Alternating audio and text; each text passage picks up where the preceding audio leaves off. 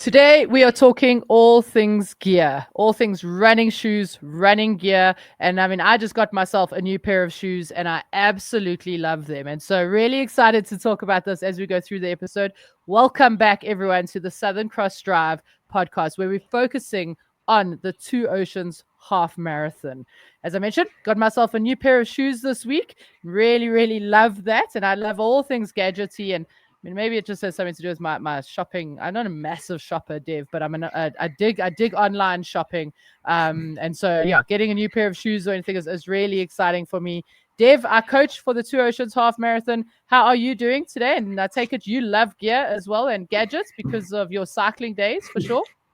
Yeah, Sean, thanks. Good to be back. I do love me a gadget or two. Obviously, on the running side of things, trying to keep up with that. It's not quite the same, but things are getting there. Just back to you and your new running shoes. I know you have a tendency to buy things because they look pretty as well. So Yeah, it's always exactly. nice for a new pair of shoes. And I don't know, like I often find when I do get new shoes or a new gadget, it's kind of more motivating to get out there as well. And on that next training session, because now I'm excited. I've got something new to try out and takes my mind off the monotony of training at this stage. Yeah, exactly. It is just fun new toys as well. So love opening something new and using that as well. So yeah, guys, we are in our second 4-week block of training and essentially, coming up into that last big block. Right. And so I really hope that your training is going well, that you're not panicking, that you're healthy, that you're injury free, and that you've used, all of these tips and advice that we've given you to really help you. But just Dev, just hold on there. Sorry. I'm just going to pause this. All right, Dev. So tell us where and what we need to be focusing on right now. Yeah, so Sean, as you mentioned, kind of last big block of this particular phase. We're not yet, I know I keep saying this and like people kind of on tenterhooks the whole time. We're not yet at our peak block. That is still to come. And we're almost there. We're at the second last big week, if you want to put it that way. We've got a recovery week coming up next week. And then we'll be going into our peak block of training before we then start to cycle things down slightly. But yeah, at this stage, hopefully you should be seeing and starting to reap the rewards of everything you've been doing for the last couple of weeks already. So it's now that you're starting to see that adaptation of the consistency in your training. Hopefully, if you've been doing the strength training, you're seeing the benefits of that strength training at this phase already. And while you probably are dying for that recovery week next week, it's also you're starting to feel, hang on, this run's feeling a little bit easier, or my long run seems to be a little bit better than what it was last week. So at this phase, I'm really hoping that the consistency of the training, provided everyone has been nice and consistent, you are starting to see the benefits for all the hard work that you have been putting in. It really is important that we're still in that speed endurance phase at the moment. So the longer kind of intervals, again, as I spoke about, building up that long run. But really important for me is at this stage to not try and cram any training. We passed the halfway phase. We are getting to that point in the training where, yes, race day is around the corner and we are starting to think forward to that yet. We're not quite at the biggest week of training yet, but I know we've had one or two instances where people have maybe missed a week of training with either being away for work or a slight niggle or something. And now people are starting to panic and they're thinking, well, hang on, I missed that last run. I need to squeeze it in somewhere else. And it really is important that we're not cramming our training. We are still tired. The body is still under strain. And by trying to cram extra work in now because you are panicking that race day is around the corner, you're just risking the injury and illness, which we're really trying to stay away from as much as possible. So hang in there, hang tight. You're doing really well at this stage. Keep chipping away, keep following the plan and the structure, and we will get to that big week pretty soon where we can all rejoice and say, right, this is it. This is the peak. It's all downhill from here. At least that's downhill because Southern Cross Drive is not. So yeah, looking forward to that. But I think the key thing, guys, that Dev was saying is don't panic, right? So definitely, because panic leads to cramming. So definitely don't do that. But yes, let's get on to some fun stuff in terms of gear and shoes and training kits and so on. But let's start with shoes because that is possibly the most important part of a runner's kits and gear. Yeah, Dev, how do you know that you've done enough? Let's just start with that. Like, how do you? That's the most common question we get. How do you know that your shoes have done enough mileage? When do we need to start looking to change our shoes? Yeah, so Sean, the mileage on the shoes is quite relative to the individual. So the kind of runner you are, how you wear your shoes. General rule of thumb, if you'd like, is to kind of go on. Well, again, I hate stereotyping sort of heavy runners and light runners, but it almost does come down to that to a large degree. So if you are someone who's lighter on your feet and a lighter runner, you can generally get a little bit more mileage or lifespan out of your pair of shoes. So again, it's not an exact science, but generally for a lighter runner, I would say somewhere in the region of between sort of 700 to maybe at a real stretch, 850, 900 type of kilometers. There have been some instances where people can get nearly 1,000 Ks out of your shoes. It's not really advisable, but you can get a little bit more mileage out of it. If you're anything like me, so you're a bigger runner, heavier runner, I generally try and cap mine at about 5 to 600, maybe 650 kilometers on a pair of shoes before I then start looking at getting a new pair of shoes. That's if you're tracking and you're kind of gauging. Mm. It's also pretty simple for you to pick that up quite early. So if your shoes are nearing the end of their lifespan and you have put a lot of mileage on them and you're not sure quite how many miles, you'll start to realize, like, I can very quickly feel almost every little stone on the road because I've lost all that cushioning properties of the shoe. So I can feel every little bump and stone on the road. Maybe picking up a little bit of a nagging sort of pain or something's just not comfortable on a run. That's usually a good sign for you to be looking, going, oh, hang on, maybe my shoes need to be checked out. That said, also, if you are a novice or you've been off training for a while, you've had a pair of shoes, you haven't put too much mileage in them, but they've been sitting in your cupboard for a year and a half, and you've decided to dust them off because now this was a new goal for you. Keep in mind that the shoes, even though they might not have done 6, 7, 800 kilometers in them, they still do have a lifespan in terms of the compound makeup of that cushioning. So shoes do become brittle, a little bit more brittle over time as well. So if you've got a 3-year-old pair of favorite shoes that you run in, and they've only done 200 kilometers, I would still kind of caution around that and maybe just check them out. It's probably a good idea to start looking at new shoes. And hey, everyone loves a good excuse to go and buy themselves a new pair of running shoes. Yeah. And now's the time to be doing that. So you really want to be, from a shoe point of view, now's the time to be getting into new shoes or transitioning into new shoes, because you also don't want to be realizing, oh, hang on, I'm going to try and push these shoes as late as I possibly can. And then on race day, decide, cool, I'm at the expo, there's really cool specials, I'm going to buy myself a new pair of shoes and then run on race day. And then you then potentially setting yourself up for bigger problems. So yeah, now's the time to be looking and then slowly start to transition yourself into new shoes. Yeah, one of the things I quite like to do, Dave, I don't know if this is something you do. And of course, I mean, we're both training for the ultra, but we're talking about the half here. But I still think there's value in this is rotating shoes. So when I was training for shorter distances like tens and halves, one of the things I would do is I would use my more not comfort, but yeah, like shoes that have a little bit more what's the word I'm looking for? Sorry, like padding and Cushioning. comfort. Cushioning, thank you. That's the word. My gosh, a little bit more cushioning for like my slightly longer runs or my midweek long runs, and then a slightly lighter, more racing type shoe for my intervals and my my speed work and my speed endurance work. So that does help just take a little bit more mileage off the shoes you go to race in, perhaps. And so just maybe rotating those shoes, but even with my endurance shoes or my cushion shoes, I actually try to rotate them as well. And you can actually feel the difference. Like I use an older pair and a slightly newer pair and then almost bunny hop them and really do feel the difference. Like you say, yeah, I can feel when that older pair is getting old when I run in comparison to the newer pair. I just feel like I'm running on a cloud in the other pairs. So yeah, those are nice little tips to do as well to just to rotate your shoes around a little bit as well. Yeah, and I do think also just with it, so I mean that prolongs the life of the shoes. So you do spread out your load in the shoes. And also what is quite important is if you are looking at new shoes, make sure you are getting the right shoes for you. So even if it's new shoes or you haven't been running in the new shoes and you are novice to this and now it's time to invest in a proper pair of running shoes, hopefully you've done that by this stage already. But again, I really want to urge you to make sure that you are getting into the right type of running shoe for you. A lot of people will go out and they'll say, oh, you've got a pronation and we need to put you in a stability shoe. You do not need to. I can probably tell you that 99% of people pronate. It's a natural sort of way we walk. And most of those people do not need to be in an anti-pronation or a stability shoe.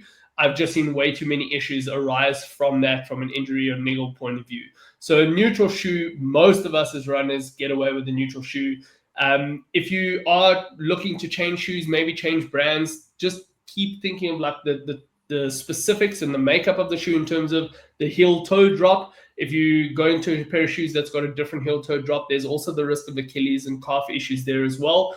So I generally always, if you've got a pair of shoes that work well for you, there's really no need to be changing brands or anything. Try and get the same shoe that you know has worked for you in the past. You're just getting the newer model or just a more updated version of that shoe.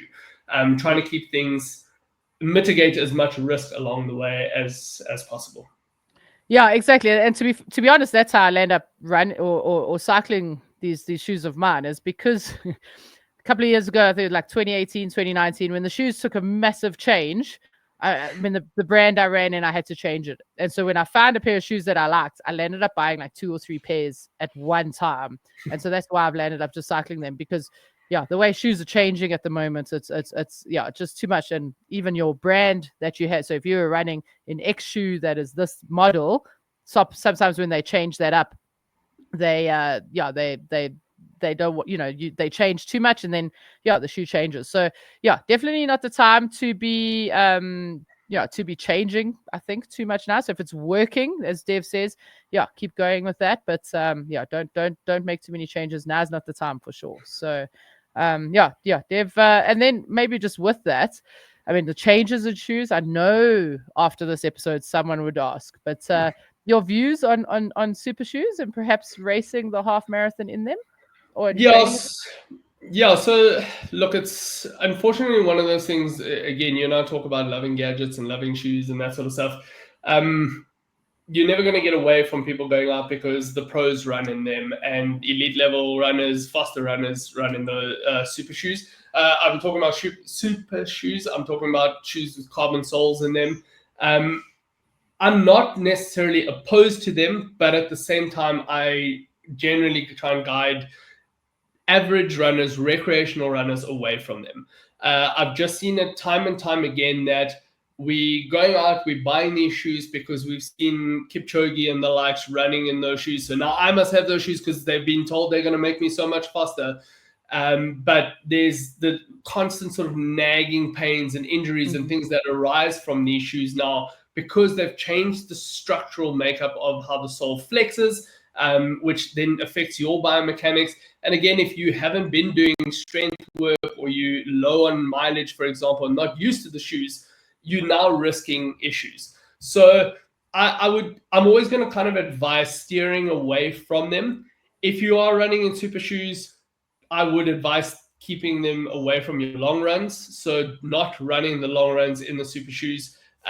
Maybe the odd track session. So if you're doing some interval type of work, shorter interval kind of work, you can be doing that in it. But yeah, for me personally, it's something that I'm trying to steer my athletes away from as far as possible. And I know some of the shoe brands out there aren't going to like me for saying that. But I really do think there's a time and a place for it. The sort of sales pitches around these shoes are going to make you faster and more springy and light on your feet or whatever it might be. I can tell you now, you are going to get way more benefit from consistent training and strength training than what you are maybe a few seconds per kilometer out of a pair of super shoes. Absolutely, yeah. That's so much more to say about that. And, but I agree with you. I think we're people always looking for the silver bullet, right? The thing that's going to make them quicker, faster, right? And so I agree with you. Stick to the good training principles. We're never going to stop people from buying these shoes, but I think something to just also remember is that these shoes are going to be double the cost of what you would pay for a normal pair of shoes, and they're going to last you much less. So Dev was saying anywhere between 600 to 850 Ks. Yeah, you're probably only going to get maybe 350 Ks out of these shoes, maybe 400. And so, yeah, really, really big expense. But of course, yeah, we can't stop people from looking for a silver bullet. But a key thing is, as Dev says, I think if you are going to buy them and use them and race in them, don't do your long runs in them as well. So, yeah, definitely we're not going to stop that train from going. It's been going for a couple of years already. And sorry, just a side note on that, and this is my own little points, and maybe I'm just getting old, Dev, and I know you comment on that all the time, but I also have I guess like a bit of an ethical thing with it. I want to know when I run my race that I've made, if I PB in my half marathon coming up, I want to know that that's because of me.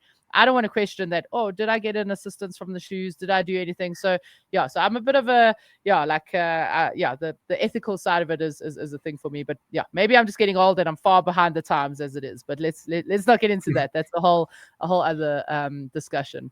Dev, running kits. I mean, again, I think a lot of us just run in the shirts that we get at races. But yeah, some of your thoughts around the type of kit that we should be looking at getting.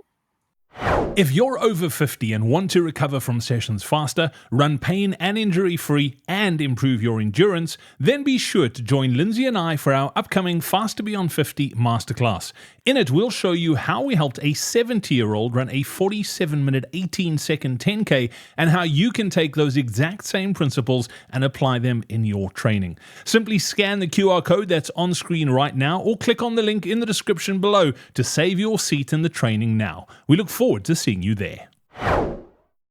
Yeah, so kit's going to be pretty specific to you and what you like and what you are more comfortable in running. What really is important is that you are practicing in that kit. So club kit, for example, I recently just renewed or signed up at my club, went and picked up my race vest or club kit. It's really important that you're practicing and training in that kit, because it's the seams on the kit. It sits slightly differently, different cuts of shirts that you might not be used to. It's important that you get comfortable in that to make sure that there's no discomfort or chafe or anything that can happen on race day. So play around with that. The same really applies for what running shorts you're in, what socks you run in. And if you are, we talk about new shoes and getting new shoes, but very often you've gone and bought a cool pair of socks because they've got a nice design on them. Just make sure that you're comfortable in those socks and there's no sort of hot spots on those socks as well. Do a little bit of running in them. Make sure that you will put them through 1 or 2 wash cycles as well, because the socks and everything changes. They pick up like little burrs here and there from time to time. And the last thing you want is something now that's got a friction point in your shoe when you're on race day that can blister and cause issues. So it's really important that you're playing around with the kit now. And still, it's a case of like figuring out what works, what doesn't work. So same with the training, same with the nutrition and hydration strategies. You practice everything and you practice the kit. Yeah. Do 1 or 2 runs in race day kit as though you would be dressed on race day. So put your stuff out, get in it, go out for those runs and make sure that you're comfortable. Play around with things like safety pins as well. So, if you are going to be someone who's safety pinning your number to your shirt, just put safety pins on your shirt so you get a feel for, is there any sort of friction or chafing points there that's going to affect you on race day. So I really want to urge you, they're simple kind of things and it's things we often don't think about. I've got a favorite shirt that I have that I almost run in every single run. My wife hates it because it has to be washed like 300 times a week. But it's something I'm comfortable in, but I need to make sure that I'm not going to be racing on race day in that shirt. So make sure that you are planning and practicing what you will be racing in now in your runs and in your long runs in particular. Yeah. It's time on the feet. Don't do a 45-minute run in your kit and then think everything's good. It's generally a good indication. You probably have got by 45 minutes, you'll know if something's going to start. But it's really important that doing a 2-hour, 2.5, 3-hour run that you realize, oh, hang on, this is where the sticking points are going to come into play. Yeah, Dev, I did that and I thought I was doing right? Nothing new on race day. Ran London Marathon so that was 2024. Sorry, London Marathon 2024. And I had practiced running in versus socks. So normally when I train running, I run in Falk socks and they ankle socks because I'm a millennial, right? Apparently that's a big thing. And so I practiced running in versus socks because I wanted to wear a pair of South African socks at London Marathon. And I just assumed that because it was versus socks, so I didn't actually practice in my South African flag ones. I just practiced in another set, which are fine. They were amazing. But then on London Marathon race day, I put the South African flag ones on. And yeah, I blistered crazily. So just an absolute point to the kit that you're going to be using on race day, not just the brand, the kit that you're going to be using. Make sure you do perhaps a long run in those to get used to that. So yeah, I tend to look like South Africa vomits on me when I train, when I race overseas. I have a South African top, blah blah blah. But yeah, note to self. Yeah, so we even make these mistakes. But yeah, definitely a key point there, Dev. I love that. And another thing as well is things like hats and those sort of things as well. So if you don't normally run in a hat, try and run in a hat. Something that's a little bit more breathable. I always joke with Shona that I want to do these long runs with a bucket hat on, but make sure that bucket hat is comfortable and breathable. So those are the kind of things that you need to be playing around with now. A really big one as well, and Shona, I'm actually going to bring you here because I know you've done a little bit more sort of research around this as well, but for the female runners out there and sports bras, I know there's different types, different brands, and I mean, there's a lot of marketing around certain things as well. Sort of what's your thoughts on sports bras and that for these runs? Yeah, I mean, look, this is an entire podcast on its own, but I think just quickly, I think a lot of the sports bras that women are running in aren't actually sufficient for what we need. Okay, there's essentially two types of sports bras. There's the ones where you just kind of pull it over your head and there's no adjustments that can be made, and we call those compression bras. And then there's bras that have cups and often they are adjustable. All right, and the general advice is that if you're a C cup and like mid C and above, you should be running in what we call the encapsulation bras. So that is with a cup, with an adjustable band, with adjustable straps. For the most part, I love all female sports bras to have adjustable straps and hooks at the back. But if you're mid C and down, for the most part, compression bras can help you and suffice. And I just want to make a quick point about how important these bras are, Dev. So let's say there's two Shonas, okay, so all things the same, all physiology the same, and Shona A wears a really good sports bra, and Shona B doesn't wear a good sports bra. In a marathon event, so I know we're talking half here, but in a marathon event, Shona A will finish 1.6 kilometers ahead of Shona B, because that is the effect that not having a good sports bra does. It causes women to crunch over, which means they then turn side to side, which means they're not running in a completely biomechanically efficient way. And so it's a massive impact on performance, let alone breast health. All right. So, but for the most part, I think just make sure that you find a bra. And if you have the means and the resources to go and get fitted with a bra, please go and do it. Now's the time to go and do that so you can practice in this bra a couple of times over. But again, like most of your kits and what Dev and I are saying, is try and avoid or just get used to it. So practice in it, but you want to avoid lots of seam. If it does have an adjustable hook at the back, just make sure that there is cover for that so it doesn't chafe you at the back. And if it does, and it's the right bra, then perhaps use things like micropore to really put on those areas, or some Vaseline as well, which will really, really help. But the key thing is to find the right bra. And I just think that most women, we spend fortunes on shoes. We're talking about the cost of super shoes. A sports bra doesn't cost that much, but it'll last you for long, and it's really something that we need to focus on. So yeah, please go out and do that, but please practice in whichever one you run in as well. Yeah, Dev, let's maybe jump on from there. Perhaps some other gear. I mean, running's not like cycling where you have all the stuff, but yeah, I mean, we often running with hydration packs or belts. Yeah, your advice on some of those things. Yeah, so I mean, we've spoken about it in the last episode with Oceans kind of, what's the word, urging you to bring your own, or advocate for not littering on the route. And by doing that, they having refill stations at the water points. So you can carry hydration packs to refill, collapsible bottles, all that sort of stuff. But again, it comes down to practicing. So I know we're kind of repeating that quite a bit here, but it really is the essence of the whole point of new gear and trying things out. So if you are going to be someone who's going, I love that idea, I'm going to carry my own hydration pack, but I've never run a hydration pack before, get used to it, because if you haven't run with any sort of pack on, I mean, the newer packs that are out there are really great. They've tried to be as ergonomical as possible and as comfortable as possible. The fact still remains is you're now putting on a vest type of pack that's got a little bit of weight on the back with bottles on the side or in the back, a bladder in it. The fact of the matter is it does change your biomechanics slightly. So it does just pull your back straighter, or you're a little bit more upright or something like that you're not used to and you haven't been trying in any of the long runs.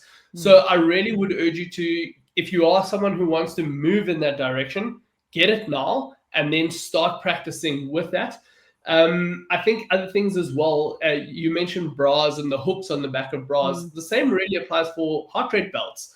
And I know a lot of people don't like to wear a chest strap on race day, and longer runs, it does become uncomfortable. But if you are someone who does run with a heart rate belt and you do find regular chafe, play around with where these are the kind of times where you get that feel for it, with maybe putting a piece of plaster or something underneath it, as you mentioned, or more Vaseline in certain areas or underneath the belts. You want something that's going to sit comfortable on you. And the last thing you want is to destroy your race. You've put in so much hard work in your training. You've got the nutrition right. Everything's gone really well. You're injury free. You've kept healthy all the way. You get to the start line so excited, and 15 Ks into this run, your whole race blows up just because you've got a chafing point on a heart rate belt that you've never worn before. There's nothing worse than running a race for something that could really easily have been prevented because you've practiced it and tried it out early already. So any sort of new gear, now's the time to be playing around with it, testing it. If it doesn't work, cool, you've tried it, throw it in a bag and let's worry about it later on again. You need to make sure that you are getting things that aren't going to affect your race, but you're getting well comfortable with them now already, so it doesn't affect anything on race day. Yep, that's amazing.